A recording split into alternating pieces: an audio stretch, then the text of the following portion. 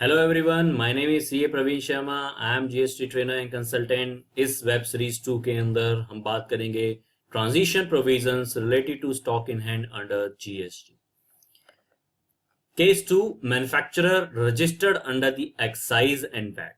जो एक मैन्युफैक्चरर है, एक्साइज में रजिस्टर्ड है, वैट में रजिस्टर्ड है, उन केसेस में क्या होगा? Return filed under the excise or VAT shows the outstanding excess unutilized balance of the input tax credit। मतलब अगर रिटर्न फाइल होती है एक्साइज और वैट की और उस रिटर्न के अंदर कोई मेरा आउटस्टैंडिंग बैलेंस है, एक्सेस बैलेंस है एज अ आईटीसी, उसका क्या होगा?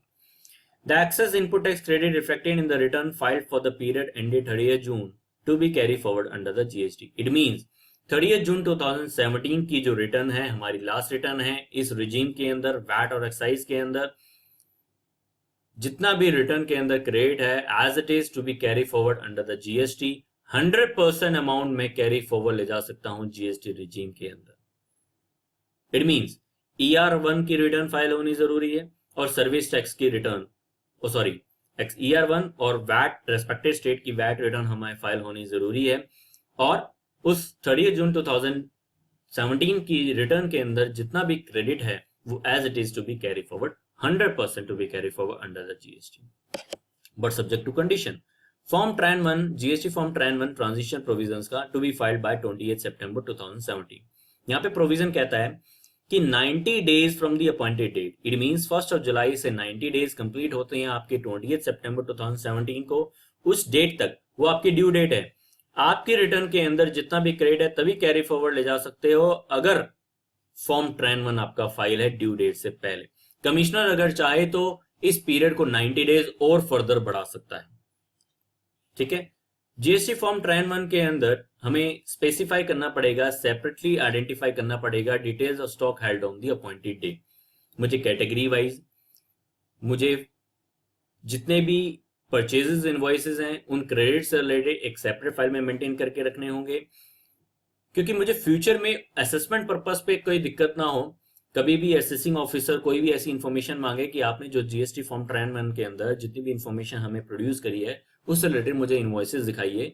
सो better to prepare in advance जितने भी परचेज इनवॉइस उन क्रेडिट से रिलेटेड उनको एक सेपरेट फाइल में मेंटेन करके रखिए, लेट्स से कॉपीज मेंटेन करके रखिए और कैटेगरी वाइज मेंटेन करके रखिए। लेट्स से मैं 5 कमोडिटीज में डील करता हूं, तो सेपरेट कमोडिटी वाइज अगर आप क्लासिफाई कर सकते हैं एक प्लेन पेपर पे एक्सेल फॉर्म में बना करके स्टॉक वाइज उनकी डिटेल्स आप बना करके एक सेपरेट फाइल मेंटेन करके रखिए। फॉर्म ट्रैन 1 के अंदर वो डिटेल हमें फिलअप करनी होगी, प्रोड्यूस करनी होगी। फॉर्म ट्रैन 1 कैसे फाइल होता है वो हमारी सेपरेट वीडियोस के अंदर आएगा। फॉर्म ट्रैन 1 अगर आपका फाइल होगा तभी रिटर्न के अंदर मेरा जो क्रेडिट है वो ही कैरी फॉरवर्ड होगा। अदरवाइज अगर आपका फॉर्म ट्रैन 1 फाइल नहीं है, you can not claim, you cannot carry forward the credit under the GST. In the case of a capital good, he will have to submit the declaration specifying the amount of credit already availed and the amount of credit yet to be availed under the existing law which it tends to avail under the GST law.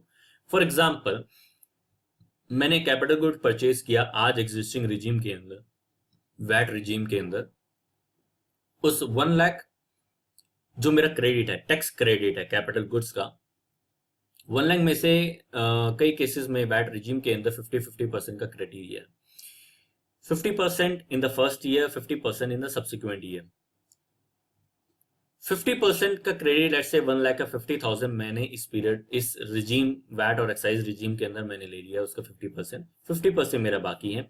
मुझे एक declaration देनी होगी कि कितना amount मैंने avail कर लिया existing regime के अंदर और कितना अमाउंट मैंने अवेल नहीं किया एग्जिस्टिंग रिजीम के अंदर और मुझे कितना आगे अवेल करना है जीएसटी के अंदर। इट मींस जो बैलेंस 50,000 है उस क्रेडिट का मेरा क्या होगा, यही क्वेश्चन है जी। आप उसका क्रेडिट ले जा सकते हो, जीएसटी में उसका क्रेडिट ले सकते हो, सब्जेक्ट टू एक डिक्लेरेशन देनी होगी and subject to form TRAN 1 आपको फाइल करना होगा ड्यू डेट से पहले। अब एक्साइज एक सेंट्रल लेवी है, एक्साइज रिटर्न के अंदर जितना भी क्रेडिट है वो टैक्स का क्रेडिट आपको जीएसटी के अंदर, उसको हम क्या नाम कहेंगे, सीजीएसटी। सिमिलरली वैट की रिटर्न के अंदर जितना भी क्रेडिट ऑफ टैक्स है उसको हम जीएसटी रिजीम में क्या कहेंगे, SGST। हमारे लास्ट 2 पॉइंट्स यही कहते हैं, excess Senvet credit shown in excise return shall be carried forward as a CGST and excess VAT credit shown in VAT return shall be carried forward as a SGST. The balance is not allowed to be carried forward in the following cases.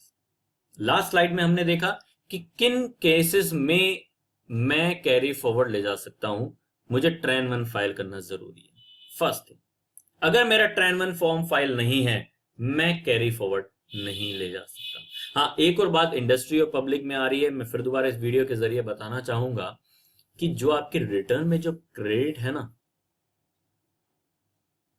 Provision के अंदर कहीं नहीं लिखा कि ये जो credit of tax है ये आपके 1 साल के अंदर इनवॉइसेस का ही होना चाहिए, लास्ट 1 ईयर के इनवॉइसेस का ही होना चाहिए। ऐसा कुछ भी नहीं है, ऐसा कुछ भी नहीं है।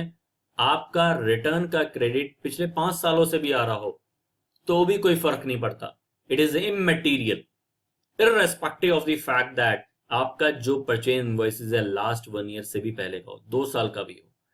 100% amount to be carry forward under the GST, but subject to form TRAN 1 आपको 20 सितंबर तक फाइल होना जरूरी है।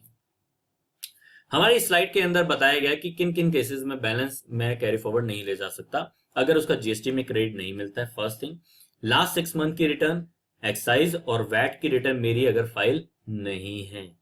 इट मींस आपको एक्साइज और वैट की रिटर्न फाइल करनी जरूरी है अगर आपको 100% अमाउंट कैरी फॉरवर्ड ले जाना है जीएसटी रिजीम के अंदर। साथ के साथ कोई एग्जेम्पशन नोटिफिकेशन में मैंने कोई गुड्स क्लियर करे हैं तो उन केसेस में मैं अमाउंट कैरी फॉरवर्ड नहीं ले जा सकता। मेरे कोई सी फॉर्म, एफ फॉर्म आने हैं, एच फॉर्म आने हैं, जितने भी सी फॉर्म, एफ फॉर्म की डिटेल्स आपको मिलनी है, आपको चाहिए जी सी फॉर्म, एफ फॉर्म, उतना अमाउंट का टैक्स क्रेडिट अगर वो फॉर्म्स अगर आपके नहीं आए तो वो अमाउंट नेट ऑफ हो जाएगा, बैलेंस अमाउंट आपको कैरी फॉरवर्ड करना पड़ेगा जीएसटी के अंदर। Most important to follow with your client C form, F form. Return filed under the excise VAT does not show the outstanding balance of the input tax credit. It's very simple. Again, same as it is. अगर आपकी excise और VAT के return के अंदर कोई भी credit नहीं है, कोई भी बैलेंस क्रेडिट नहीं है, no credit shall be carry forward under the GST. आपको जीएसटी में कोई भी कैरी फॉरवर्ड नहीं करना है क्रेडिट। साथ के साथ फॉर्म ट्रेन 1 भी आपको फाइल करने की जरूरत नहीं है। बस ध्यान देने वाली बात क्या, फॉर्म ट्रेन 1 आपका फाइल होना जरूरी है तभी कैरी फॉरवर्ड होगा। लास्ट 6 मंथ की रिटर्न फाइल होनी जरूरी है तभी कैरी फॉरवर्ड होगा। All the return must be file, all the return must be file तभी कैरी फॉरवर्ड होगा। And third, C form, F form की details duly made available as on 30 June 2017 तभी amount आपका 100% कैरी फॉरवर्ड होगा। So please subscribe to our channel GST Mitra and get it on Google play. Thank you.